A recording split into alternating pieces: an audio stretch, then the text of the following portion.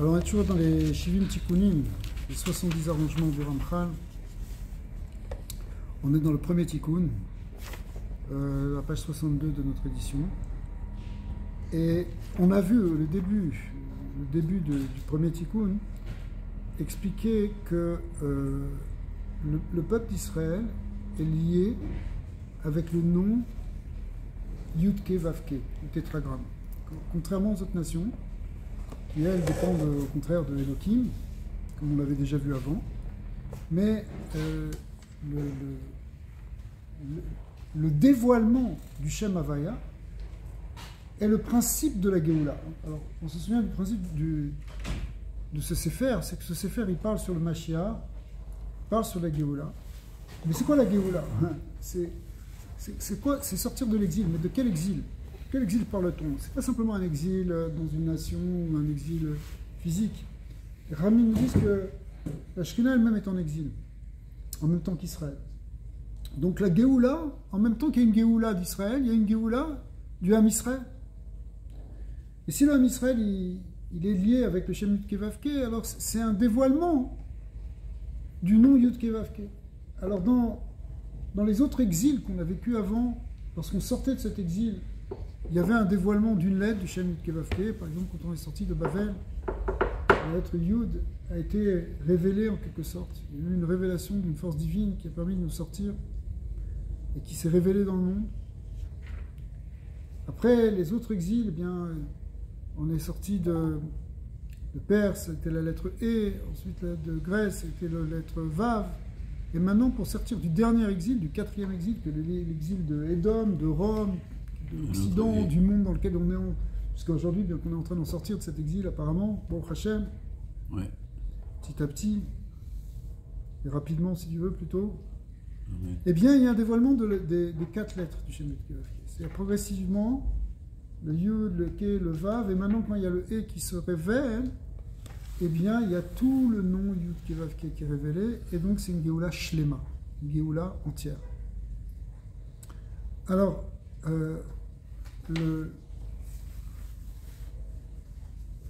ce nom, on va reprendre la page 61, le deuxième paragraphe. Ce nom, en réalité, il a généré d'autres noms. D'autres noms qu'on appelle des kinouïm. Un kinouï en hébreu, ça veut dire littéralement un surnom.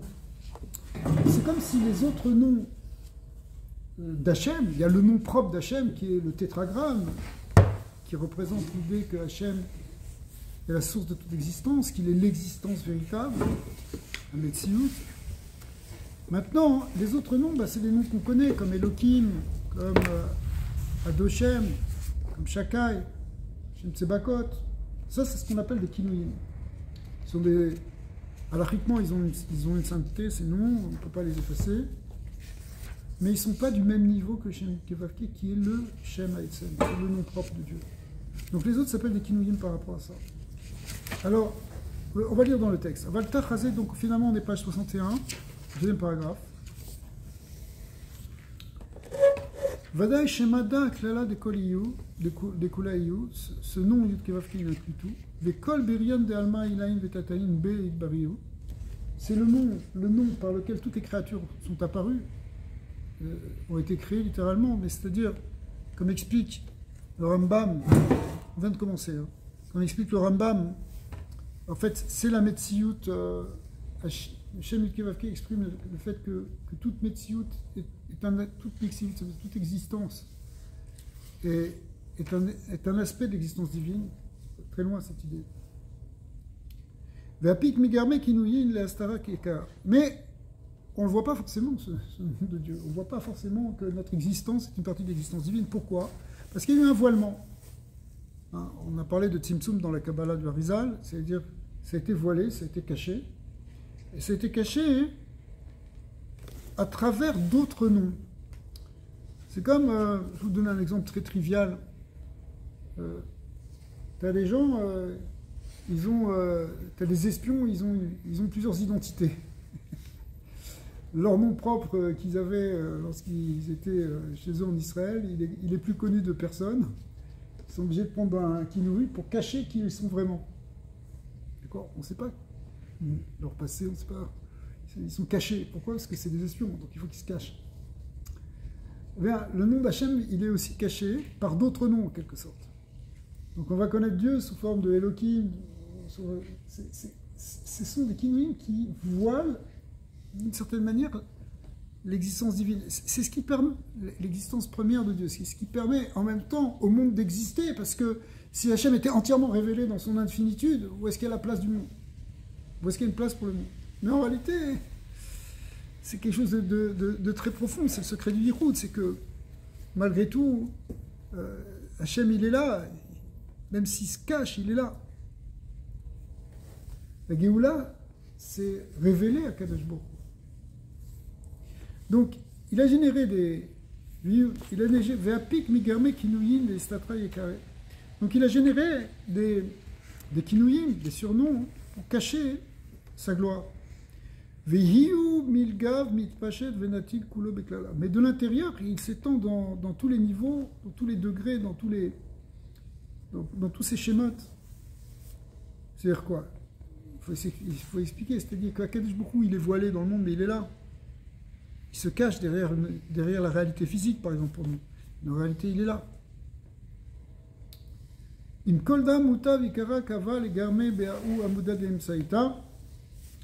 Mais malgré tout, son kavod, il reste fixé dans ce qu'on appelle la colonne centrale. Alors, ce mot de colonne centrale, de Hamouda de Emsaïta, le Hamoud Emsaï, c'est un terme du Zohar. Ce terme du Zohar, il désigne quelque chose qu'il faut essayer de comprendre. On va en parler un tout petit peu pour éclaircir ce terme. Vous connaissez déjà la représentation des sphirotes qu'on représente souvent sous forme de 3 axes. Un central, un à droite et un à gauche, qui représentent les 3 forces. Shosha, Dvarim, Olam Omed. Le monde repose sur le Chesed, sur le Din, sur la Rachamim. Le Chesed, c'est le côté droit. Le Din, la rigueur, c'est le côté gauche. Et la Rachamim, la miséricorde, c'est l'union des deux sur ce qu'on appelle le Kava Emsaï. Dans ce Kava Emsaï, les sphirotes qui sont au centre, elles sont en connexion avec le Ensof. En fait, elles sont dans le secret de l'unité. Pourquoi elles sont dans le secret de l'unité? Parce que quand tu unifies une chose et son contraire, par exemple le Chesed et le Din, eh bien tu touches un point d'unité divine. Parce qu'Hachem, il est à la fois Chesed et à la fois Din. Il n'est pas que comme ça ou que comme ça. Le Yichud, il se révèle dans le Emtsa, dans le centre, dans le milieu, dans ce qui réunit les contraires. Par exemple, la sphira de Tiferet, elle unifie Chesed et Gvura. C'est ce qu'elle est venue, la résultante. Voilà, elle est la résultante, mais en même temps, on peut la voir comme la source, le point d'où va découler la dualité, mais dans lequel il y a encore l'unité. Tu peux le voir comme une résultante, ou tu peux le voir aussi comme un départ. C'est pour ça que de Tiferet va sortir Netzareot. D'accord? Ou de Netzareot, on va revenir vers Yesod. Tout ce qui est sur le Kav Emsaï, c'est toujours le Yichud. Et on dit, le Zohar dit que ce Kav Emsaï, Olé ad Ensof. Il monte jusqu'à l'infini. Par exemple, cette notion kabbalistique, elle est représentée dans la mitzvah du Lulav. Dans la mitzvah du Lulav, d'après la Kabbalah, après le Rizal, il faut disposer de manière égale autour du Lulav, c'est-à-dire autour de la branche de palmier, on dispose les feuilles à la fois de Hadas et de Harava. On en met une à droite, une à gauche, et pour la Hadas, on en met une au milieu. Selon justement ce modèle des 3 kavim. Mais le Lulav, qui est le plus long, le plus haut, c'est celui qui monte. C'est pour ça que la mitzvah, on l'appelle la mitzvah du Lulav, parce que lui, il monte jusqu'au Ensof pour amener la lumière divine. En fait, c'est la gloire d'Hachem, la Malchut, la Shekhinah, elle s'attache à ce Kavem, ça y est, elle s'attache à cet axe central. Et Vetaman yativ beikara kechad malka ravrava veshalit deishtalim bekulo vekali kulo veshalit bekulo. Et là, en réalité, donc dans l'intériorité des choses, dans le centre de toute chose, on pourrait dire aussi comme ça, on est page 61, Akadosh Baruch Hu se trouve dans toute sa perfection, et se trouve dans toute sa splendeur. C'est sûr que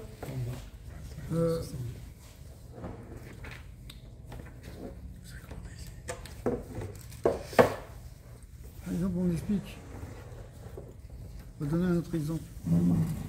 On explique souvent que dans les nations, marqué dans le Zohar qui est à soi, on compte symboliquement 70 nations, mais elles se séparent en deux groupes de 35.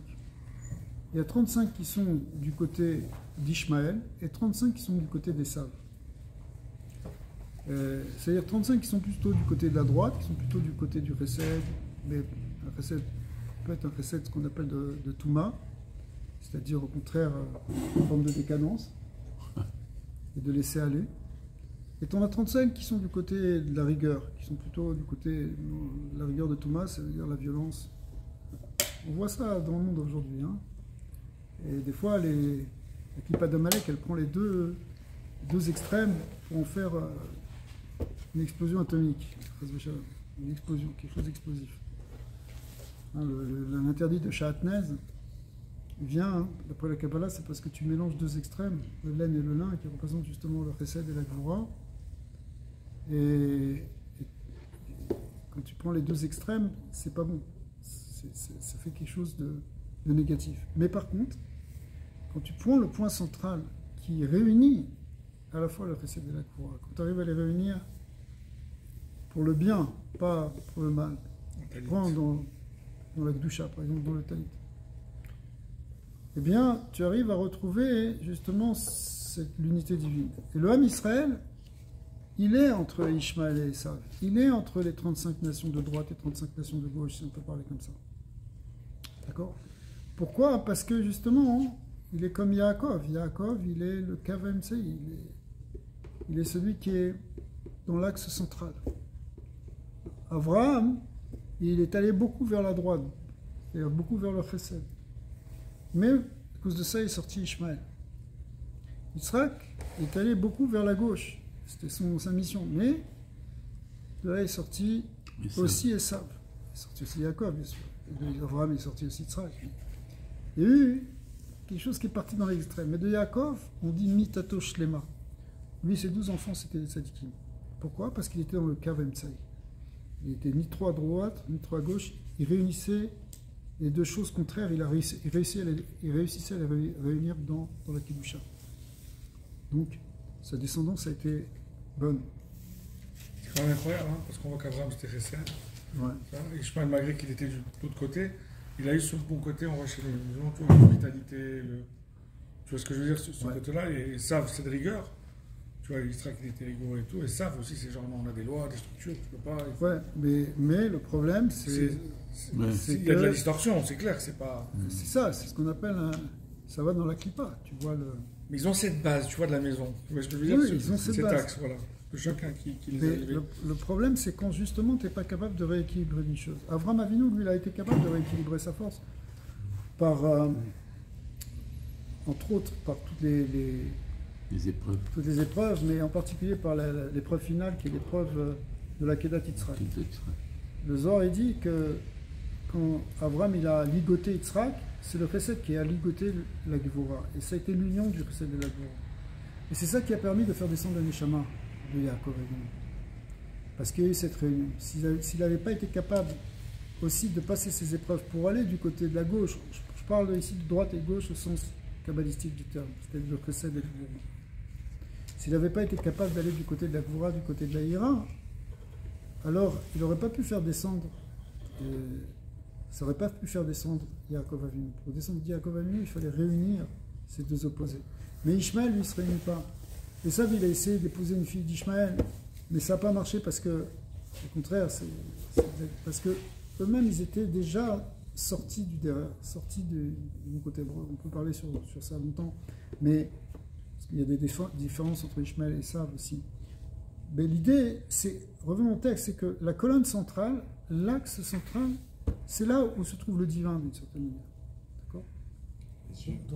Donc la Shrina, voilà, la Shrina, la Malchut, dans les Sphirot, elle va s'attacher à différents endroits de cet axe-là. Des fois, elle va être en dessous du Yesod. Yesod est dans l'axe central. Hein? Le chemin de Vendor. Voilà, c'est aussi le derrière chez le Bénonyme, d'arriver derrière juste milieu. Le juste milieu, exactement. J'ai une question peut-être à leur sujet. 70, ça a à voir avec 70 juges, ça a à voir avec... Ouais, c'est le nombre 70, il est très important. Parce qu'effectivement, on retrouve les 70 nations dont on a parlé. Et il faut être métaken, les 70 branches de l'arbre, les 70 facettes de la Torah, les 70 nations, les 70 âmes qui sont descendues en Mitzrayim. Pourquoi il y avait 70 âmes d'Israël? Elles sont comme l'âme de l'humanité.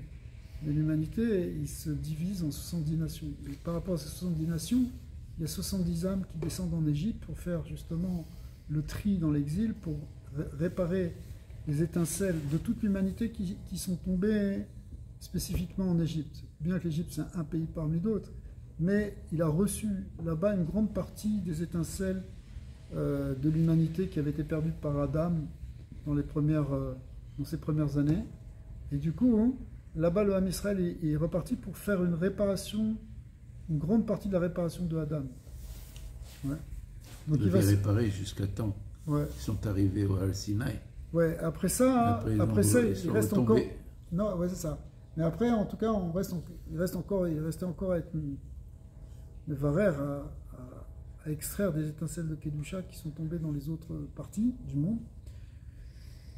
Pour ça que le Ham Israël, finalement, il est dispersé dans les 70 nations. En étant dans les 70 nations, on va chercher dans les 70 nations toutes les étincelles d'Adam, de l'âme d'Adam. Mais Israël, il a déjà en lui-même ses 70 facettes. C'est pour ça qu'il descend en 70 âmes.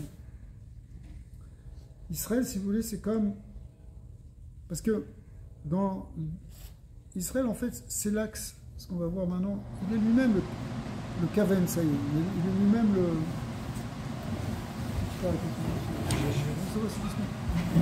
Il est lui-même le Kaven, ça y est, c'est-à-dire l'axe central. Mais l'axe central, c'est le tronc. Et de même que toutes les branches, elles sont enracinées dans le tronc. C'est la limite. Le tronc d'un arbre. Ah, le tronc. Le tronc d'un arbre. Le tronc d'un arbre, il est au centre de l'arbre. C'est l'aspect central. Après ça, il y a des branches qui partent des divers côtés, à droite, à gauche et à droite, exactement. Donc, l'humanité, c'est 70 branches d'un même arbre, mais le tronc central, l'intérieur de ce tronc, c'est Yaakov, c'est le peuple d'Israël. C'est pas... En tout cas, pendant Sukkot, on a amené 70 taureaux au Beth Amikdash pour envoyer de la vitalité aux 70 nations, aux 70 branches. Parce que ces 70 branches, il faut qu'elles aient une connexion avec le tronc. Il faut qu'il y ait une connexion entre Israël et les nations. Donc, il fallait que ça passe. Donc, on faisait ces corbanotes-là pour réparer, pour permettre cette harmonie entre le tronc et les branches. Alors, ce tronc et ces branches, il correspond exactement à ce qu'on est en train de dire ici, entre le nom de Dieu et les 7 noms, ou les autres noms, ce qu'on appelle les kinouïs, qui sont comme les branches autour de cet axe central. Ouais. Alors, on est à page 62. En réalité, les racines du Ham Kadosh, du Ham Israël, elles sont dans ce nom divin. La racine de notre âme, il vient du Shem Yud Kevavke. Adeu Dirtiv, et il y a un verset qui va prouver ça, qui dit Chelek Hashem Amo, car son peuple, c'est-à-dire le peuple d'Israël, est une part de Dieu, littéralement. Part de Dieu, ça veut dire qu'on vient de Dieu, mais pas n'importe quel nom de Dieu, le nom Hashem Yud Kevavke. Chelek Hashem Amo. Da Avaya Shema Yechidia, c'est le nom unique, le nom Yud Kevavke, c'est la racine des âmes d'Israël. Yaakov Chevel Nachalato, la suite du Passouk, qui dit que Yaakov, littéralement c'est la corde de son héritage, le lot de son héritage. Maï Chevel, da Kechevel da, debe mitkalin chutzin bechibuachat. Alors l'image de la corde est intéressante. Et là, le Zohar il rebondit sur cette image, c'est qu'une corde, elle est elle-même elle est elle-même tressée de plusieurs fils. D'accord? Quand tu vois une corde, plusieurs fils qui la tressent, cette corde. Kegov Nada, Israël, Klad et Cholaïnoun. Et du coup, on peut voir Israël comme réunissant tous les aspects, tous les fils de l'existence. D'accord? Begin de Mea Shema Klad et Kula Navkin. Pourquoi? Parce que, vu qu'on sort de ce nom-là, vu qu'on est enraciné, l'âme d'Israël est enracinée dans le nom Yudkevavke, et que le nom Yudkevavke, on a vu que c'est lui qui est la source de tout et qui contient tout en lui, comme une corde qui contient tous ses fils, eh bien, nous aussi, on contient tout ça. C'est ce qu'on venait de dire, c'est-à-dire que, d'une certaine manière, il y a une partie de l'humanité, de toute l'humanité qui se trouve en Israël, qui se trouve dans le peuple d'Israël. Tout ça, ça explique aussi cette centralité du Ham Israël dans l'histoire. Et on pourrait expliquer même pourquoi il y a un antisémitisme qui se retourne tellement contre pas l'antisémitisme, mais pourquoi en fait cette spécificité de l'antisémitisme qui distingue du racisme. Le racisme c'est une chose, mais pourquoi ils sont tellement polarisés contre nous, ils sont tellement fascinés par nous, que ce soit l'ONU, Amnesty International, tous les organismes du monde entier, toutes les nations, elles sont polarisées vers ce qu'on fait nous. Pourquoi? Parce qu'en réalité, elles sont liées à nous. Tout le monde est lié, parce qu'on a tout en nous. Le Ham Israël, c'est une humanité, c'est une humanité réduite dans un peuple, mais c'est toute l'humanité contenue dedans. Et plus que ça, elle est la source de toute l'humanité. Comme le Shem Yudkevavke, qui est la source de tout ce qui existe. L'idée que la racine de l'âme d'Israël, elle se trouve dans le nom Havaya, Yud, Ke, Vav, Ke, c'est une idée que de même que dans le Shem Yud, Ke, Vav, Ke, tout est inclus, tout vient de lui, tout est en lui, eh bien, d'une certaine manière, on retrouve ça aussi dans la spécificité et l'histoire d'Israël. Que finalement, tout passe par nous, que tout est que l'enjeu est là. C'est un peu l'image de la colonne centrale, c'est aussi, dans l'homme, c'est comme la colonne vertébrale. Voilà. La colonne vertébrale, c'est en fait le prolongement du cerveau, c'est le cerveau qui se prolonge et qui est au centre de tous les membres du corps. Et effectivement, donc, tout ce qui se joue au niveau du cerveau, au niveau de la colonne vertébrale, c'est de la moelle épinière, etc., c'est quelque chose, des influx nerveux, c'est ce qui va donner en fait la vitalité dans tout le reste du corps. Le Ham Israël, il se situe là, comme le Shem Yudkevavke, c'est le tronc central. C'est l'endroit du Yichud en même temps, comme on vient de dire. Alors, Israël, Klala, Dekula, Inun, Begin, Demeae, Shema, Klala, Dekula, Nafkin, parce qu'il sort de ce nom qui est Shalem, de ce nom qui est le principe de tout, qui inclut tout. Le nom Yudkevavke, Ushmada, Kaim Lehu, Arsanatala. Et ce nom-là, on l'a en héritage éternel, c'est-à-dire c'est une partie de nous-mêmes, c'est quelque chose qu'on a en nous, qu'on va transmettre à nos enfants, c'est notre identité profonde. L'identité profonde d'Israël, c'est le Shem Yudkevavke, c'est quelque chose de très fort. C'est pour ça que la libération d'Israël dans le monde, c'est la libération du nom Yudkevavke. Ça vient en même temps que la révélation du nom Yudkevavke dans le monde. Le but de la Géoula, c'est pas simplement que le peuple d'Israël soit délivré physiquement et géographiquement, qu'il sorte du joug d'une nation ou d'une autre. C'est que le but de la Géoula, c'est que le nom Yudkevavke se révèle dans le monde. Oui, Hashem Echad ou Shmo Echad, on voit le nom d'Hachem dans ce monde. Et le nom d'Hachem dans ce monde, ça change tout, parce que ça veut dire on comprend, on perçoit la nature profonde de l'existence. Yudkevavke, c'est le tronc central, c'est tout ça. Mais, quand il mentionne dans la Torah, on n'a pas Yudkevavke, enfin, dans ce monde, non? Alors, c'est ça l'idée. L'idée, c'est le dévoilement du Shem Havaya. Au début de la création, ça commence pas par le Shem Yudkevavke, ça commence par Bereshit bara Elokim, par le kinouï, le surnom, quelque chose qui cache le véritable nom, bien qu'après il se révèle un petit peu. Mais quand est-ce que ça commence à se révéler? Réellement, bien que Hachem il parle, le Shem Yudkevavke parle au Havot, il parle à Abraham, Yaakov, mais comme réellement il se révèle au moment de Moshe Rabbeinu et au moment du Har Sinaï, au moment de la sortie d'Égypte. Et voir Sinaï, ça commence par Anochi, Hachem, Yud Kevavke, Elokecha. Je suis l'Éternel ton Dieu, c'est plus Elohim, c'est une révélation. Après, c'est Vaïdaber Hachem. Et ou au-delà de nous. Non, Si tu parles Anochi, de Hachem, l'ADN. Elokecha. C'est tout comme l'homme, c'est comme l'ADN, mais Adnout, c'est les mêmes lettres que ADN. Ouais, mais même l'ADN, c'est quelque chose de. Je sais pas, on peut faire un lien, si tu veux, mais l'essentiel de notre identité, c'est pas le Shem Adnout, c'est le Shem Yud Kevavke. Shem Yud Kevavke, c'est l'essence de l'homme, et c'est l'essence d'Israël qui est le cœur de l'humanité. Shem Yud Kevavke, dans la Kabbalah, parfois il est appelé Adam. Par exemple, quand on parle de Adam Kadmon, ou Adam de Hatzilut, ou Adam de Bria, de termes kabbalistiques, le mot Adam, en fait, il représente Yud Kevavke. C'est ça l'idée que l'homme a été, l'homme Tarton, l'homme d'en bas, il a été créé à l'image de Dieu, parce que le modèle de toute existence, en particulier de la créature centrale de l'univers, c'est-à-dire l'homme, c'est Yud Kevavke. Mais celui qui va réellement prendre ça sur lui, c'est Israël. Après, il doit le retransmettre à toute l'humanité. C'est-à-dire qu'au moment de la Géoula, même les nations, elles doivent devenir comme Israël. Et Israël, il doit monter dans un autre niveau, mais c'est-à-dire que on doit voir le Shem Yud Kevavke dans toute chose. Il faut que les nations aussi, alors ça se révèle au moment de Matan Torah. Au moment de Matan Torah, il y a une Géoula.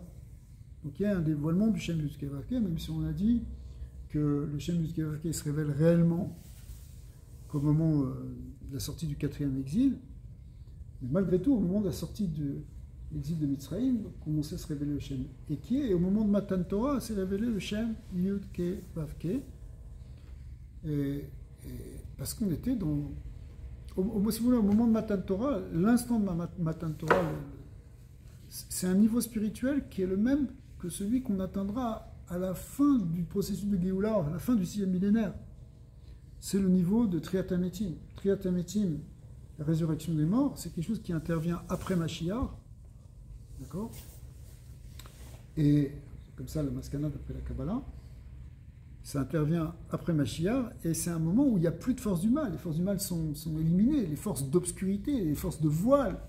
Et au contraire, c'est un moment de révélation de telle lumière qu'il n'y a plus de mort, il n'y a plus d'impureté dans le monde, il n'y a plus le roi Touma, il disparaît entièrement. Le roi Touma, qui est le roi de la Mita, de la mort, il disparaît entièrement. Ça veut dire qu'au moment de Matan Torah, on a déjà connu cette Géoula que nous on cherche maintenant. Nous on cherche Mashiach pour arriver jusqu'à Triat HaMetim. On ne veut plus qu'il y ait de mal dans le monde. Pas simplement qu'on veut être libéré de telle nation, c'est sûr. On ne veut pas souffrir comme ça. On ne veut plus qu'il y ait de guerre, on ne veut plus qu'il y ait des gens qui souffrent et les malheurs qui touchent des gens jusqu'à aujourd'hui. On veut que ça s'arrête, ça c'est la priorité. C'est la priorité messianique. Mais le but de la Géoula, c'est d'arriver à la connaissance d'Hachem, c'est-à-dire un monde de sagesse, un monde de lumière, un monde où les hommes ne sont pas tournés vers le désir de profit en écrasant les autres, où les hommes sont tournés vers la science, vers la connaissance des vérités. Ouais. C'est ça le but de la création. Le but de la création, c'est que l'homme vive dans la connaissance. On appelle la connaissance de Dieu, c'est-à-dire la connaissance des vérités métaphysiques, de la vérité spirituelle, authentique des choses. La connaissance de la Torah, comme on sait que le Zohar, il dit, connaître la Torah, c'est connaître Dieu. Ouais. Ça fait un. Donc ça, c'est le vrai but de la Géoula. Alors, en attendant, on n'est pas tout à fait, parce qu'on doit passer par des moments d'exil, c'est ce qu'on va voir un peu après. En fait, si vous voulez, dans tous ces livres, on va toujours voir cette dialectique entre d'un côté l'exil et d'un côté la Géoula.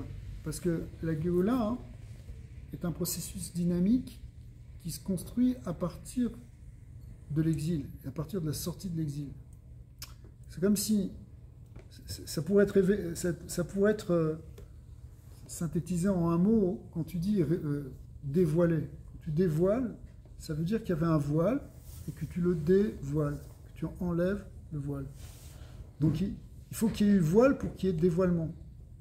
Donc en réalité, toute la Géoula, elle prend appui de manière dynamique sur l'exil et sur la transformation de l'exil. C'est ce qu'on explique aussi à Al-Pi Chassidut, que le travail sur son Yetzirah, c'est ça qui amène le niveau spirituel, c'est ça qui amène la proximité avec Hachem. C'est un peu la même idée. Okay. Alors c'est pour ça qu'on va toujours passer d'un aspect à l'autre. Alors Israël, on reprend la page 62, hein, on est au milieu du premier paragraphe. Ushmada Kaim Leu Arsana Talam. Donc ce nom-là, c'est un héritage pour Israël qui est éternel parce qu'on a ça en nous. C'est la source de notre Neshama. Hein, quand on te dit qu'on a un Chelek Elokam Ima Mamash, c'est quoi? Ça veut dire il y a le Shem Yudke Vavke qui est inscrit en 4 lettres dans notre âme. Et ça, on l'a, je parlais d'ADN, ça c'est quelque chose qu'on se transmet de génération en génération. Vinu et leu chela leechada shema keleka yaout. Alors puisqu'on a ces 4 lettres en nous, eh bien on a la force d'unifier le nom d'Hachem et de révéler son unité. Donc ça rejoint l'idée de colonne centrale dans laquelle il y a la révélation de l'unité entre les opposés. Alors ce qui est intéressant, c'est que personne d'autre n'a cette force-là, y compris même les anges. Même les anges ne peuvent pas, si vous voulez, les anges ils ne disent pas Shema Israël. Les anges ils font la Kedusha, ils proclament la sainteté de Dieu, mais ils ne disent pas Shem Echad, ils ne disent pas le Yichud d'Akadosh Baruch Hu. Le Yichud, c'est dans le monde, c'est pour ça que tous les yeux de l'univers sont tournés vers nous. Parce que c'est le Ham Israël qui est capable d'amener ce Yichud. Begin de Migo Razada Ketiru de Yichuda Nafkin Vadaï, parce que les Bnei Israël, on sort de ce secret du nœud de l'unité, si on veut traduire littéralement, Ketiru de Yichuda, c'est-à-dire le point où l'unité est réunie, où réunit les contraires. Nafik Vadaï. Madelo Ishtakar les Shun Baria. Aucune autre créature a cette capacité-là. On est la créature qui est la plus centrale en fait. Et en particulier, on a déjà vu plusieurs fois que le Ham Israël lui-même, il se divise en plusieurs Neshamot, et il y a une âme centrale de toute cette âme centrale d'Israël, qui est l'âme du Tzadik Ador, du Nassi Ador, du Moshe Rabbeinu Shebedor, etc. Ouais. Qui est dans la centralité, qui est dans le Yichud. Qui est capable justement d'unifier tous les contraires, de faire le shalom avec toutes les choses différentes. Le shalom, c'est aussi quelque chose qui est dans le Kava Ntsaïr puis Kabbalah. La sphère de Yesod, elle est au centre aussi. Et elle réunit, quand on dit Sim Shalom, c'est le secret du Yesod, c'est-à-dire la force justement du Yichud, qui réunit les choses contraires. Qui c'est le Yesod? C'est le Tzadik. Le Tzadik, il est capable de prendre une chose et son contraire. Et les unifier et rester dans le Yichud. Le Yichud Hashem, d'amener le Yichud Hashem. Deuxième paragraphe. Alors, dans la Kedusha, on dit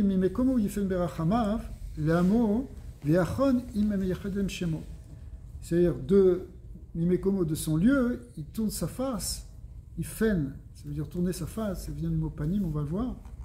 Berachamim, berachamim, c'est-à-dire avec amour. Leamo ve'yachon im am ameyachidim shemo.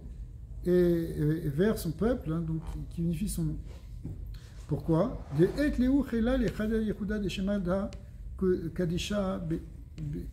Pourquoi? Parce que le peuple d'Israël, il a cette capacité, cette faculté d'amener l'unité, de sanctifier, enfin d'unifier le nom d'Hachem. Il faut s'habituer à ce concept de les Yachet Shemo. Mazé les Yachet Shemo. Dans Al-Pi Kabbalah, c'est justement réunir toutes les lettres du nom, Al-Pi Kabbalah, unifier toutes les lettres du nom pour montrer que Dieu est un. On a déjà vu cette idée, c'est repousser l'idée d'une multiplicité qui est irréductible, mais au contraire montrer que tout est réuni dans le Shem Havaya, qu'il est la source de tout. C'est ça le Yichud Hashem. Ouais. Alors, maintenant, le terme, il disait Yifen Berachama. Qu'est-ce que c'est que ce mot Yifen? Alors là, il y a un très bel dracha que le Ramchal d'ailleurs développe dans d'autres soirées, dans le Dirba Maron. Yifen, c'est le même mot que le mot panim. Panim qui veut dire la face. Hachem, il tourne sa face vers toi. Ouais. C'est quoi panim ici? Alors, panim, on va voir, c'est la pnimiut en même temps, c'est l'intériorité. Mais il y a un mot qui ressemble à panim qui est kenafaim. C'est quoi kenafaim? Kanaf. Comme les ailes. Kanaf, le mot kanaf, Ah. il veut dire les ailes. Il veut dire aussi le coin, par exemple. À kanaf, le coin. À kanaf petit techelet. C'est quoi kanaf petit techelet qu'on dit dans le titit? C'est le coin du talit. Le coin du talit, puisque le titit doit être attaché au coin. Ouais, okay. Alors, le kanaf, par rapport au panim, c'est quelque chose qui voile. Effectivement, on est dans l'image d'une aile, l'aile, elle recouvre, on est l'image du coin, le coin du vêtement qui recouvre. Beraza de Anpin. Alors, Yefen, c'est Beraza de Anpin. On va le lire. Quand on dit Yefen Berachamem, c'est le secret de la face. Les panim va être kenafaim. Parce qu'il y a à la fois la face et il y a les ailes. Ou Shmada Iyu Panim. Le Shem Yud Kefafke, il correspond à ce qu'on appelle le Panim. Il est l'intériorité des choses. Il est la pnimiut des choses. Il est le visage de Dieu. Paniti alechem v'dibarti virbeti etchem. Le passage qui dit je tournerai ma face vers vous, je vous ferai fructifier. C'est-à-dire que le panim, il fait un Hashem berachamav. C'est lorsqu'Hachem dévoile son panim, c'est la lumière, c'est la bonté, c'est la rachamim, c'est le Shem Yud Kevavke. Okay. Par contre, le kanaf, c'est au contraire le voilement. Le kanaf qui est l'aile, qui est le coin, c'est ce qui voile. Ouais. C'est pour ça qu'il fait une vadaï. Veitema de Belo Shkinta. Veitema de Belo Shkinta Ishtakar Mila. Lavechi. Et là, Mime Komo Ifen Berachama. Alors, comment expliquer ça hein? Il tourne sa face. Ouais, ça c'est quand on dit Yifen Berachamim, c'est qu'il te fasse face, qu'il tourne sa face, qu'il t'éclaire de sa lumière. Ouais. Issa Hashem Panav Elecha, aussi on dit dans Birkat Kohanim. Ouais. Alors,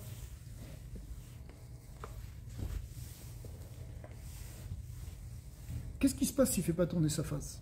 Normalement, comment on pourrait exister? Puisqu'Hachem est la source de toute existence. S'il ne diffuse pas sa chayut, s'il ne diffuse pas sa lumière, il n'y a pas de possibilité. Est-ce qu'il peut y avoir, si vous voulez, un monde? On va essayer d'expliquer ça comme ça. Est-ce qu'il peut y avoir un monde sans Hachem? Sans la présence d'Hachem. Hachem, il est caché, d'accord? Mais s'il n'est pas là, est-ce que le monde, il peut tenir? Vous pourrez croire, hein? Il y a des gens qui ont cru ça. On dit, bon, bah, Dieu, il s'est retiré du monde, il a créé le monde, et puis après, il est parti ailleurs. Il nous a laissé nous débrouiller. Dans le choix. Ouais. Non, mais même dans l'existence. C'est beaucoup de philosophie dans l'histoire. Et on pense que Dieu, il a créé le monde, et puis après, il y avait autre chose à faire que s'occuper du monde. Débrouillez-vous. Bah, c'est un peu comme quand toi, tu fais une peinture. Ouais. Tu fais une peinture, mais après, il se trouve que tu vas peut-être la vendre, et tu n'y penses plus à ta peinture. Ouais. Peut-être tu penses une fois. C'est pas vrai. Ah, c'est pas vrai. Bon. Moi, je pense à ma peinture comme une mère pense à son bébé. Voilà. C'est un peu comme Hachem avec la création. Voilà. Arrête, tu vas les vendre plus. Ce que je veux dire, c'est que normalement, une création, c'est sûr que tu peux la surveiller, mais une création, après, elle fonctionne indépendamment. Par elle-même. Ouais. Tu crées, je sais pas, tu crées un vase et tu le vends au marché. Après, tu vas en créer un autre. Et puis, le vase, il n'a plus besoin de toi pour exister. Okay. Il y a des gens qui pensent comme ça, que le monde, il a été créé par Dieu, ok, c'est un créateur, mais après, il n'est plus là pour s'en occuper. Mais même chez les Juifs, c'est jusqu'à l'apparition de la chassidoute, avec la halacha et tout ça, cette notion non, de pratique. Ouais, alors, la chassidoute dit que même Maïmonide, il parle de mais dans le livre, on montre. Donc la litre, pas au niveau. Oui, mais dans le livre, comme on a montré que même que ce qu'a expliqué le Ban Shem Tov, c'est qu'il a montré que c'était comme ça en réalité dans la Gemara, c'était comme ça même en fait, même dans le Rambam. Le Rambam, on peut reprendre le cours sur ça, mais le Rambam aussi, il pense que plus une personne elle est élevée spirituellement, plus il y a de l'ashgacha sur elle. Mais ça ne veut pas dire qu'il n'y a pas de l'ashgacha sur tout.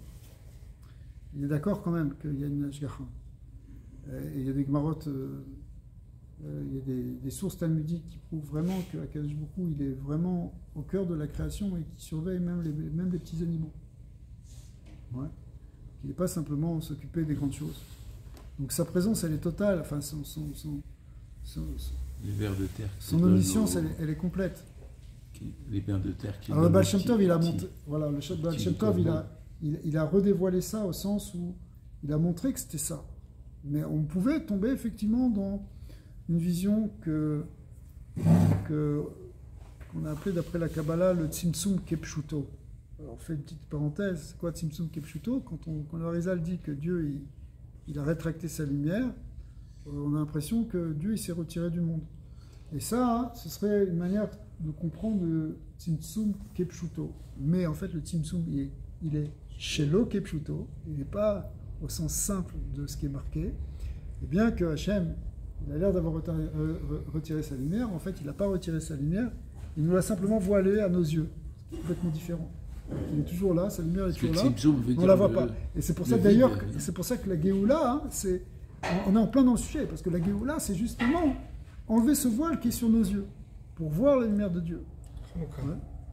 Hanouka, c'est même quand on est au fin fond de l'obscurité, au début de l'hiver, à la fin qu'on rentre dans la nuit, etc. Même Bachoutz, on a l'impression que tout est obscur, il y a toujours un peu de lumière, et au contraire, si on voit bien, cette lumière, elle va grandir et elle va révéler que la pièce, c'est-à-dire le monde, il est illuminé. C'est la lumière de la Shrina. Donc il y a toujours une lumière de la Shrina qui est là.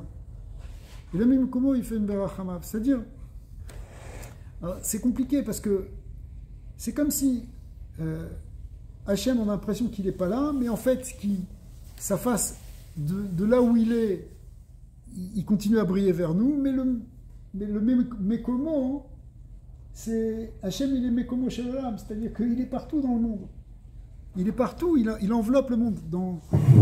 J'ai peur d'être c'est un peu difficile, mais ce qu'on dit tout le temps, c'est que Akadosh Baruch Hu, il est même Malé Kol Almin, il remplit tous les mondes, il est à l'intérieur des mondes, il est immanent dans le monde.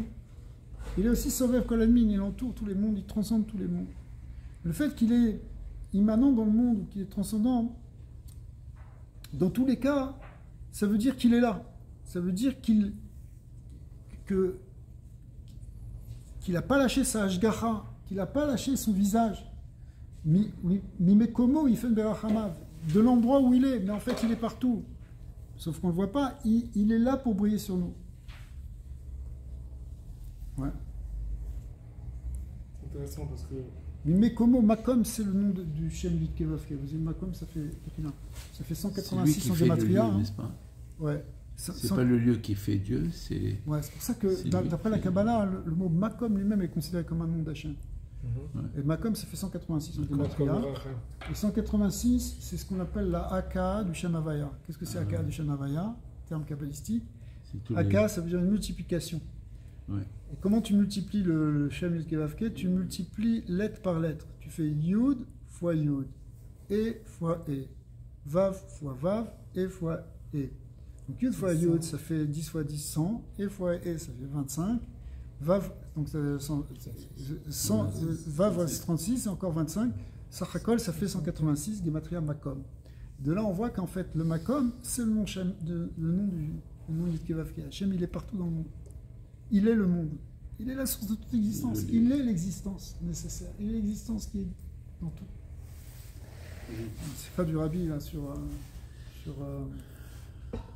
Yud qui se lève, où il développe ça, où il montre que c'est quelque chose à partir des enseignements du Mohamed Saïd, que cette notion que le Rambam ramène au niveau de la halakha, que Hachem il est le Metsiout, et que toute Metsiout vient de sa Metsiout à lui. C'est plus grand encore de dire que de parler de la création ex nihilo, yesh me'ain, comme le dit le Rambam. C'est-à-dire que la création, elle est sortie de Dieu, ce qu'on appelle yesh me'ain, c'est-à-dire à partir de rien de préexistant. Quand nous, on crée quelque chose, même toi qui es un grand créateur, tu ne crées pas yesh me'ain, tu crées yesh mi-yesh, c'est-à-dire tu prends des matériaux, une toile, des peintures, des matières, à partir de là tu fais une nouvelle création. Mais Akadosh Baruch Hu, il fait une toile, il fait une belle peinture à partir de rien de préexistant. Il n'y a pas de peinture, il n'y a pas de toile, mais il y a déjà le tableau. Le tableau, il sort comme ça. Ça, c'est ce qu'on appelle Yesh Miaïn. Okay, c'est le mot. C'était lui, justement. Oui, exactement. Le Haïn, c'est lui. Mais il y a quelque chose qui est plus grand. Ce que nous dit le Rambam, c'est en fait plus grand. Il nous dit que l'existence elle-même, c'est Dieu. C'est vertigineux de penser ça. D'ailleurs, le Rabbi lui-même dit c'est une idée qui est renversante. Au sens où, finalement, tout ce qui existe, c'est Dieu. Ça va très loin. Mais maintenant, dans ça, il y a quand même des différences. C'est quoi la différence? C'est le fait que ce soit plus ou moins révélé ou que ce soit plus ou moins caché. Mais ça change tout quand même. Le fait que ce soit révélé ou caché, ça change tout pour nous. Même juste le fait que Dieu, c'est l'existence. C'est pour ça que d'après la Chassidut, quand on parle, disons, de la Gevura, de la rigueur, et qui est représentée par Yitzhak, qui correspond aussi à la notion de voile, la Chassidut, c'est le travail sur soi. C'est qu'au fond, la lumière, elle est en toi. Il faut juste la dévoiler. Le travail, il est en toi. C'est pas quelque chose. Tu dois pas maintenant. Ça doit pas être quelque chose qui doit venir de l'extérieur pour t'alimenter. C'est qu'au fond, tout est dans toi. Et ce travail-là, ça existe parce que tout est Dieu. Parce qu'au fond, c'est Dieu et qu'il faut juste le révéler. Mais ce travail-là. Pour ça, le Rabbi continue dans cette sira.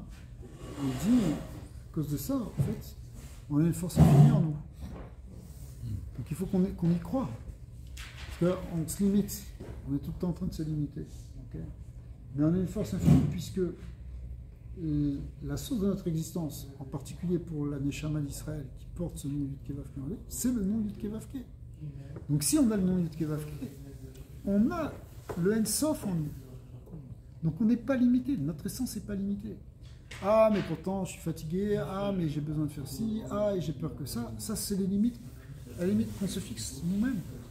Que la Chitzoniut de notre être se fixe. Mais dans la Pnimiut, on n'est pas limité. Après, tu vois des gens qui ont réussi à dépasser toutes ces limites, comme le Rabbi, par exemple.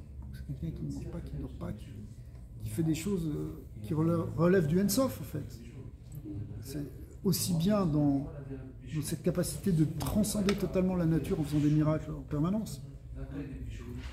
Et en même temps, en faisant des choses qui dépassent le temps et l'espace. C'est pas possible de faire tout ce qu'il faisait dans une journée, etc.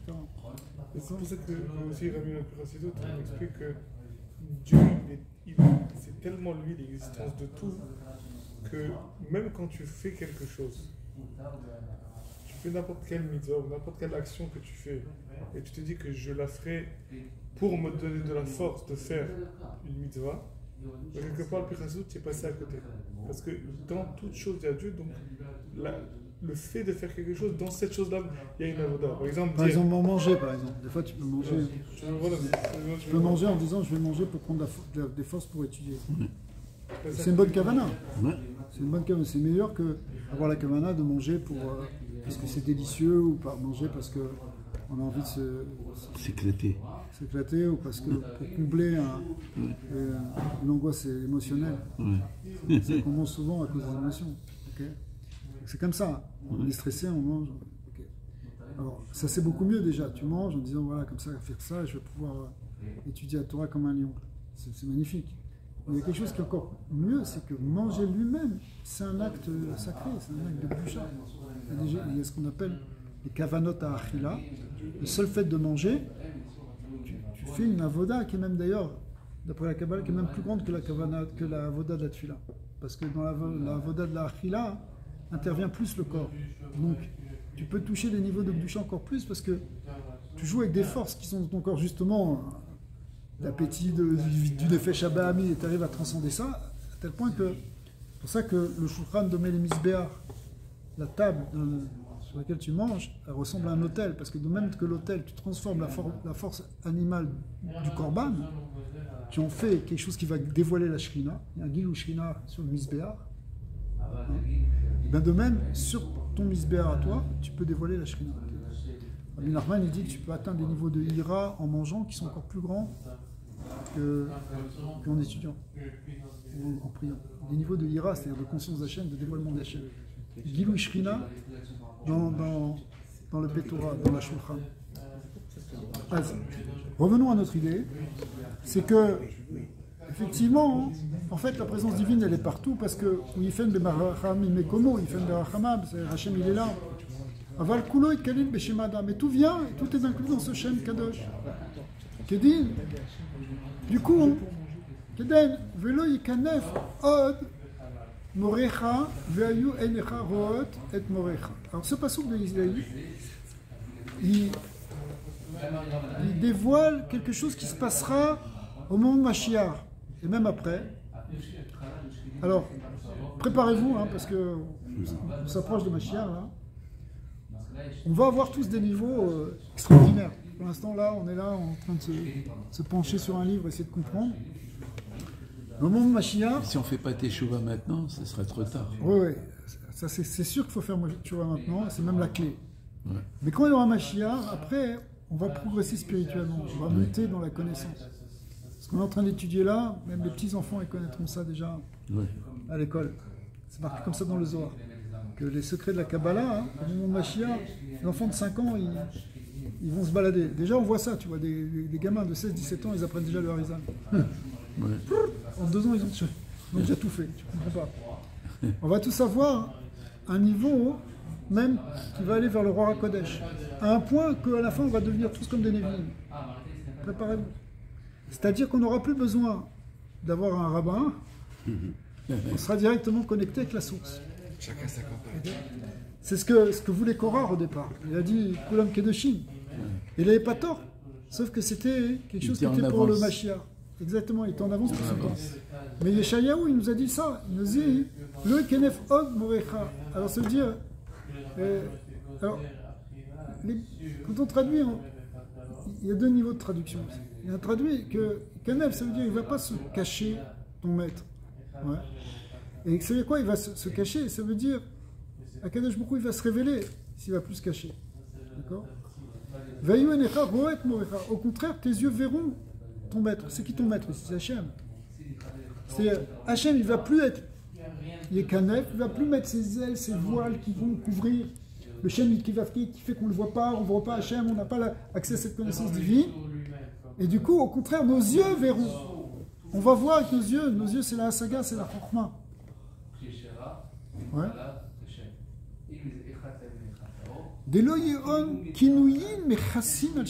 Et ça revient à dire que les Kinuyim, ces surnoms, ne voileront plus le nom divin. Le nom Yudkevavke. Le nom Yudkevavke va être révélé dans le monde. Le nom Yudkevavke, c'est quoi? C'est ce qu'on vient de dire sur le Rambam, c'est qu'on verra que la Metsiout, c'est Dieu. Parce que Yudkevavke exprime que Dieu est la Metsiout. Yudkevavke, ça veut dire celui qui fait être. Qui est, qui fait être. Qui fait être. L'existence. Okay. Donc on va voir quand le Shem Yudkevavke il est là, il est révélé, c'est-à-dire qu'on voit que tout ce qui existe, tout ce qui se passe, c'est Hachem. Vraiment. On le voit vraiment. Pas simplement par le couloir de Haïmouna, en disant bon, Anilo Mevin, Ava, Mistama, Akoletova, Anima Amin, Akoletova. Je comprends pas, mais non, là, tu vas voir de tes yeux, tu vas percevoir Hachem. Il y a déjà des grandes tzadikim qui sont dans ce niveau-là. En tout cas, sur certains aspects, ils voient Hachem partout. Et c'est quoi Parce qu'on sait que le voile, il a 2 dimensions. Le voile, d'un côté, c'est ce qui cache. L'autre, c'est ce qui protège. Ce qui protège, c'est ce qui révèle. Tu ne peux pas regarder le soleil comme ça, c'est trop fort. Donc, tu mets des lunettes de soleil, tu mets un écran pour te permettre de voir. Maintenant, la Géoula. Ça s'appelle Shemesh ou Magen, Avaya Elohim. Avaya, c'est comme le soleil. Et le Magen, ce qui fait grand, c'est le Shem Elohim, le Kinouï. Elohim, c'est Kinouï. D'ailleurs, Kinouï, Gematria, Elohim. Pas pour rien. Mais maintenant, c'est connu. La Géoula, c'est on enlève le voile ou c'est une question d'être maintenant capable de regarder le soleil, d'être capable de regarder la lumière? C'est la même chose. Enlever le voile, quand on dit que Hachem il va ôter Nartika Menashemesh, Shemesh Menartika, il va sortir le soleil de son enveloppe, c'est ça. C'est quoi ces Gemarot qui dit que Dieu il va enlever le soleil de son enveloppe et que le soleil va prier 7 fois plus fort, c'est marqué dans Avodah Zarah au début? Eh bien, c'est ça. C'est-à-dire qu'il y a un dévoilement du Shem Yudkevavke. Mais en fait, c'est un dévoilement dans nos yeux. Il faut qu'on ouvre les yeux pour qu'Hachem voit qu'il est là. C'est pour ça que toute la Avodah de Torah, de Mitzvot et de Birou et de Tfilot, c'est pour arriver finalement à enlever cet enfant. C'est ça. Il faut aussi être capable d'habituer ses yeux qui doivent voir cette lumière. Ouais. Toute la Ouda, c'est chercher partout. C'est pour ça que la Géoula, elle vient aussi progressivement, parce que sinon, on serait trop égoïste. Elle vient, le soir, elle vient comme un lever de soleil, justement.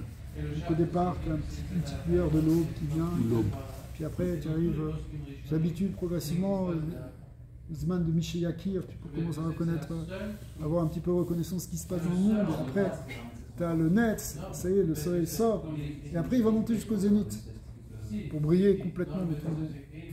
Ça, c'est la Géoula. On sort du Kanaf. Kerefanim, ça veut dire le moment, je crois que c'est une bonne question, parce que soit c'est progressif, et d'un côté on te dit ça vient en un clin d'œil. D'ailleurs c'est intéressant parce que cette marloquette elle existe sur la Shkia. C'est une marloquette entre les Géonim et Rabbeinu Tam, si c'est bien Kerefanim. Mais le processus de Kerefanim, je pense qu'il est dans le processus du Netz Hachama.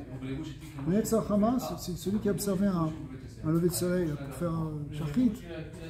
Ben, il y a une lumière qui vient, qui sort, et puis tout d'un coup, tac, le soleil il sort. En un instant, il sort, et après, en quelques minutes, il monte. Il sort à l'horizon complètement, mais quand il apparaît, c'est instantané. Comment on a vu il y a quelques temps, il y a quelques mois, là, quand on a vu l'éclipse de soleil, on ne voyait pas, et tout d'un coup, pac, on voit l'éclipse apparaître. C'est ça qui est référent. C'est qu'il y a un moment où il y a un déclenchement. Mais c'est sûr que même ce déclenchement-là, il fait partie d'un premier processus. Parce que même après ça, il y aura d'autres processus. Jusqu'à Katanetim, c'est ça le niad que le soleil après va jusqu'au zénith. On va dans les dévoilements de la connaissance d'Hachem vers de plus en plus grand. Ouais.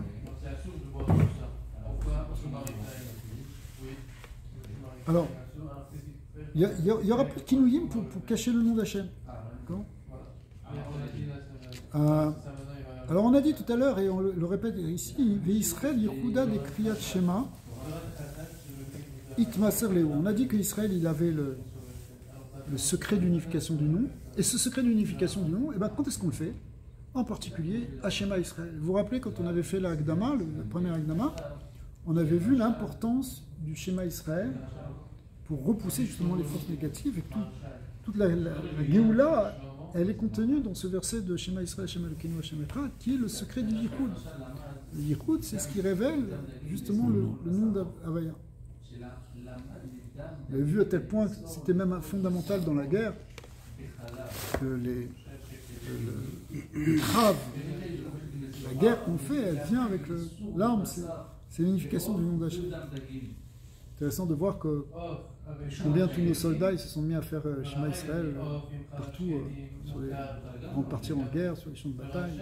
Les grands détournements, parce que c'est la force. On est en train de gagner des guerres extraordinaires. C'est ce qui est en train de se passer là maintenant. Ça va rester dans l'histoire de manière plus forte encore que la guerre d'indépendance. C'est certain. C'est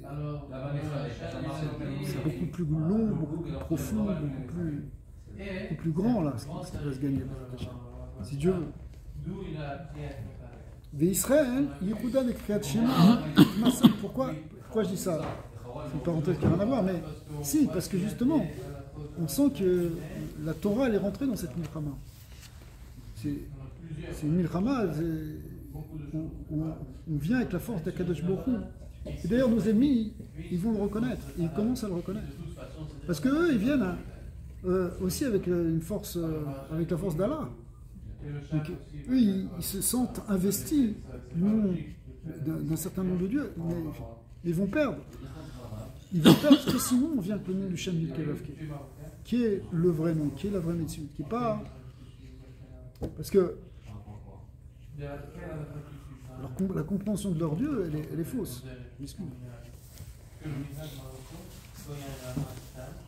Pour développer là-dessus. C'est le problème d'Ishmael. Allez-y.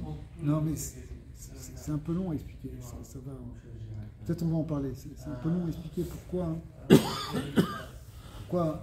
est le problème dans la croyance d'Ishmael. Quel est le problème métaphysique profond. C'est que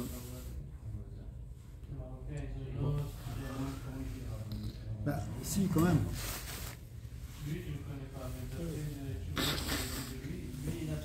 puisque on ne peut pas parler, parce que d'abord, on n'est pas des spécialistes, déjà qu'on essaie de comprendre un peu notre Torah, mais d'après ce qu'on comprend, l'idée de soumission qu'il y a dans l'islam, c'est ça, être musulman, c'est être soumis, c'est une belle idée. Il faut être soumis à Dieu, non, n'est-ce pas? Une bonne chose. Mais le problème, c'est que cette soumission, elle est basée sur une compréhension métaphysique que l'existence est nulle face à Dieu. Ah oui, on est d'accord. En fait, non, on n'est pas d'accord. Pourquoi on n'est pas d'accord? Parce que, c'est ce qu'on vient de dire. C'est pas que l'existence elle est nulle face à Dieu, c'est que l'existence c'est Dieu. Mais l'existence de la matière aussi c'est Dieu. L'islam, si vous voulez, il a un côté destructeur quand on pousse jusqu'au bout.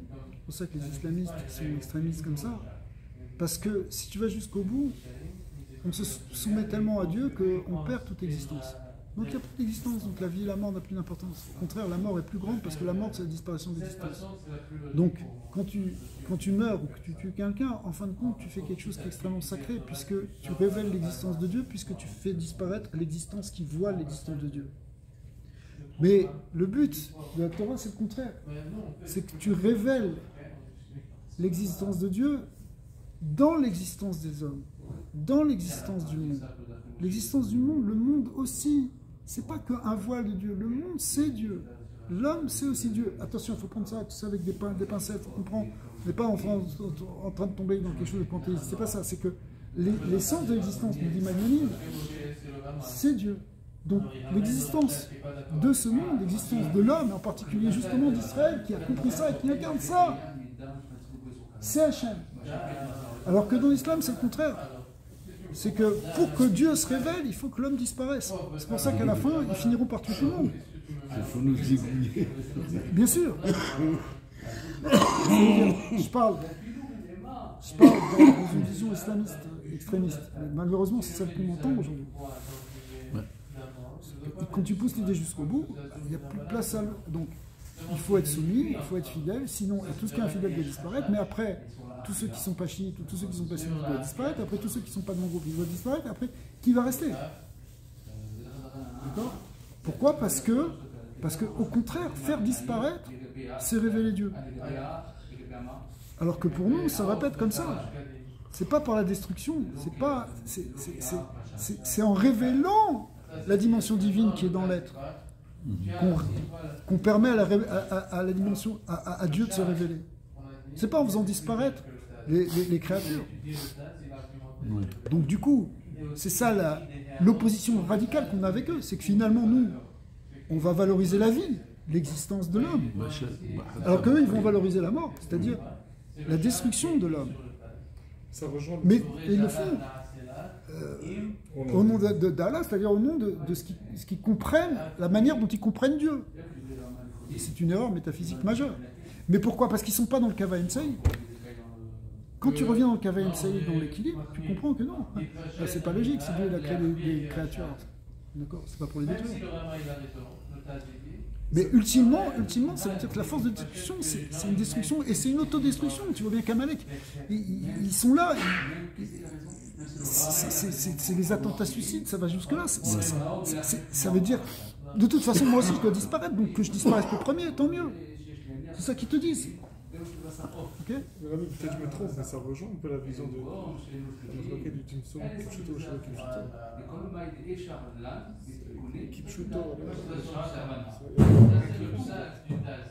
Oui. Dieu, il n'y a plus rien, au contraire, comment tu vas le faire revenir, c'est ouais.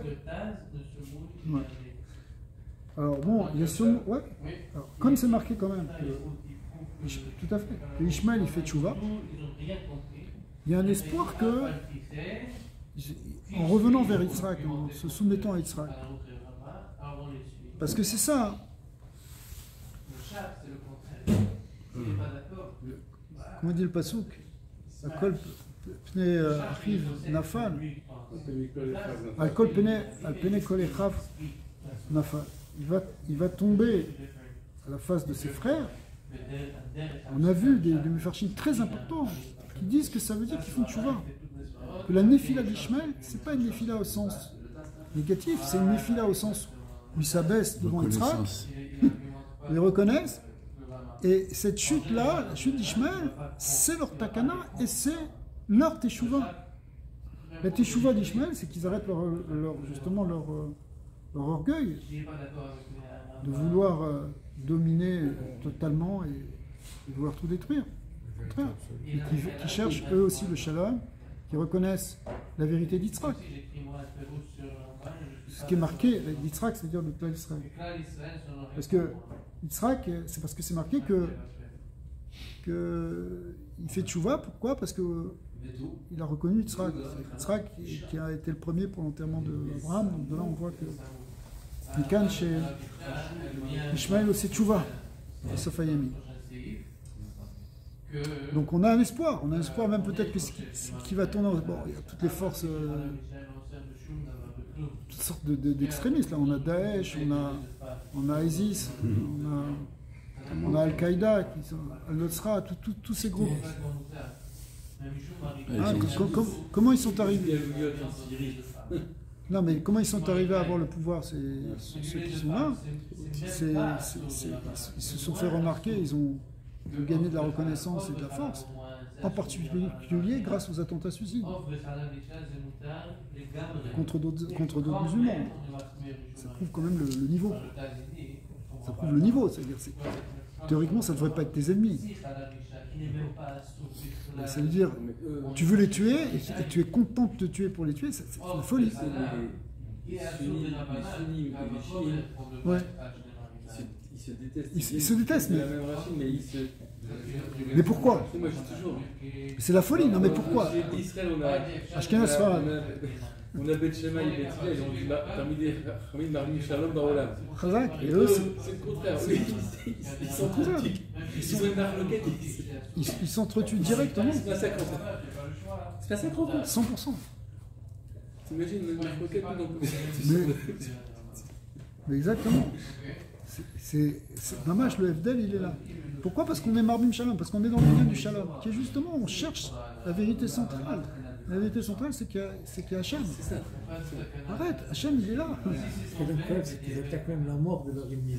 Ils ont brûlé, détruit le tombeau. Ils détruisent les tombeaux. Ils ont brûlé. C'est incroyable ça. Ils sont allés déterrer pour les brûler.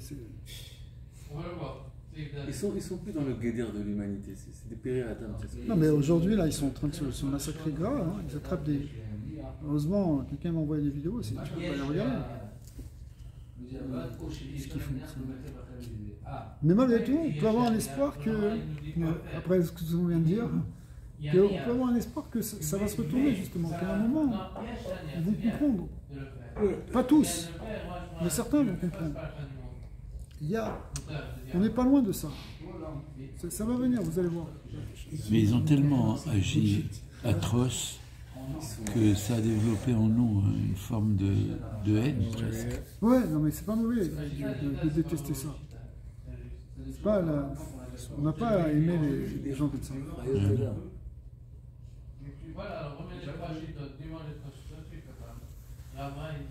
Cela dit peut-être qu'effectivement, comme tu dis, c'est possible que si Ishmaël a fait Teshuvah dans le texte... Et non, il va faire, c'est sûr. C'est sûr. Au moment de la chair, il fait Teshuvah. Et on est là. On a eu les accords d'Abraham déjà. Mais Rabbi Daniel, tu regardes, c'est pas les Mifrila. Ouais. Les accords d'Abraham, tu vois que c'est le chômage d'Ishmaël qui fait Teshuvah. Tu le vois. Exact. Exact. C'est pour ça que ces extrémistes... Mais là, je sais pas si Ishmaël, peut-être c'est Amalek ces gens-là. Ouais. C'est Amalek. On va voir. On va voir ce qui va sortir. Mais ce qui est intéressant, c'est que... Si c'est Amalek, il va falloir les détruire. Mais c'est pas sûr. Quand tu les combats et qu'ils perdent, à quoi ils font appel? Je suis pas sûr que... À l'humanisme. Ah oui. Au recette des nations. Ils sont nés. Alors qu'eux, ils sont des... Ils appellent le recette, c'est ce que je veux dire. Alors c'est des Arzarim. Et ça me rappelle Shaul Amelech avec Agag. Comment Shaul, il a eu pitié d'Agag. Agag, il a insufflé ça dans Shaul, il a eu pitié. Et c'est comme ça aujourd'hui, les nations du les gars, ils ont pitié d'eux. Parce qu'ils nous ont expliqué que c'est tous des cruels, des Arzarim, mais ils regardent, ils cachent leurs armes dans les écoles, là où il y a du chesed, tu sais, Ouais, là où il y a de la vie, là où il y a maintenant. de la vie, il 100%. te cache là derrière ça. Il a dit quelque chose. Il a dit qu'ils nous haïssent plus qu'ils ont pitié de ça. Avoir pitié, il y a beaucoup d'endroits où ils se font tuer, mais ça ne les dérange pas. Mais là, c'est parce que c'est Israël qui est dans le côté éliminateur. Gaza, ils font des films genre pour que. Ouais, c'est dommage. On ait pitié d'eux là. Ils ont bombardé une école. C'est une école qui était ici partout. Chaque élève, c'est une bombe. Des bombes, c'est une bombe. C'est des dans les hôpitaux, dans les hôpitaux, là, il y a des couveuses des bébés. Tu as des missiles dans l'âge. Pas la résonance magnétique. Ils ont trouvé des Kalachnikov et des grenades. La folie. Je l'ai vu, ça. C'est des armes. Tu vois pas dans les maisons à Gaza, il y a une chambre, des petites filles comme ça. Tu lèves le matelas, t'avais sous le lit des petites filles ici. Alors, Israël, Yichouda de Kriyat Shema, Itmasar Lehu. Par contre, nous, on a le sort du Yichoud qui vient avec le Kriyat Shema. Ça a été donné à Israël. Ça n'a pas été donné aux anges, ça a été donné à Israël. Ouais. Même les anges d'en haut, ils n'ont pas reçu ce secret de l'unification du schéma Israël. Parce que avec ce nom, le nom donc Kevavke, on peut unifier pour notre maître, pour leur maître. V'yigmar behu et Hashem et Martha Ayom. Alors, ça a été dit sur eux, et Hashem et Martha Ayom. Hachem, tu l'as proclamé aujourd'hui. Ve Hachem et Mirecha Ayom. Et Hachem, et Hachem t'a proclamé aujourd'hui. C'est-à-dire, toi, tu as dit le nom d'Hachem, tu as proclamé Hachem, et Hachem, il t'a proclamé toi. Veukma, comme la Gemara l'explique dans Brachot, Atem, Asituni, Chativa Achat, Ani Asi, Ese Etrem Chativa Achat.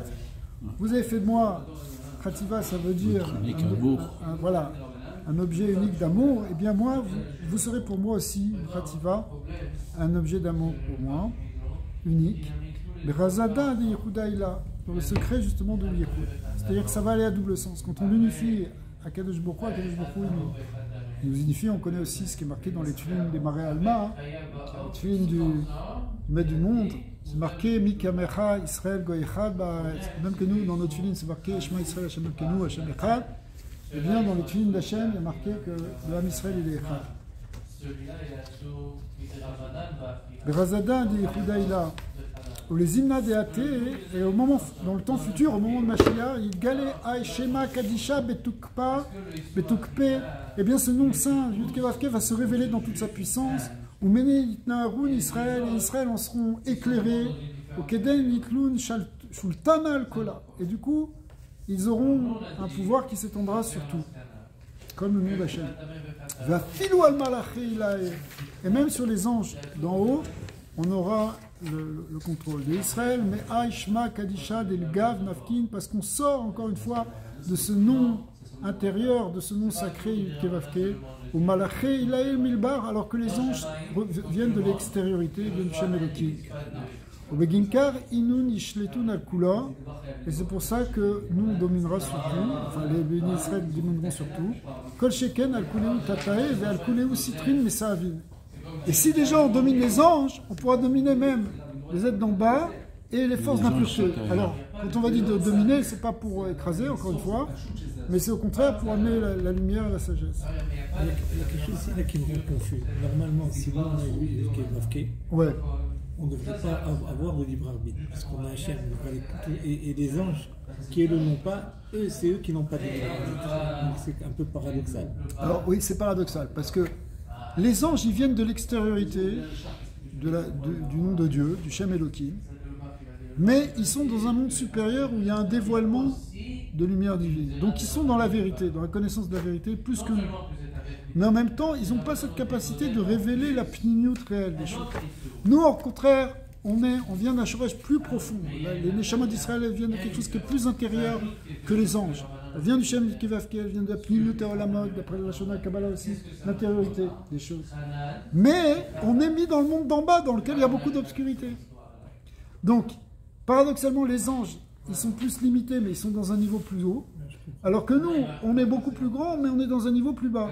Mais quand ce niveau plus bas, on l'aura transformé, qu'il va révéler et que la lumière pourra se révéler autant et même plus que dans les mondes d'en haut, alors là, on verra tout le pouvoir spirituel, en réalité, toute l'autorité spirituelle d'Israël qui sera capable même de dominer les anges et même de dominer les êtres en bas, c'est-à-dire même les forces du mal. Même les forces du mal seront soumises. C'est parce qu'on est plus grand qu'on est dans un monde plus bas. Alors c'est parce qu'on est plus grand qu'on a été lancé, qu'on a été mis dans un monde plus bas. Les anges, quand ils viennent dans ce monde, ils n'y arrivent pas. Hein, il y a les Néphilim, c'est des anges qui sont venus, ils sont tombés direct. D'une semaine, c'est fini. Ouais. Mais Israël, théoriquement, on a la possibilité de tenir. C'est ça les tzadikim, c'est ça les balei teshuvah. On a cette capacité de tenir, ou même si on est tombé, de se relever. Okay. Alors, on va arrêter là. Après ça, on va parler sur Birkat Kohanim. Amen.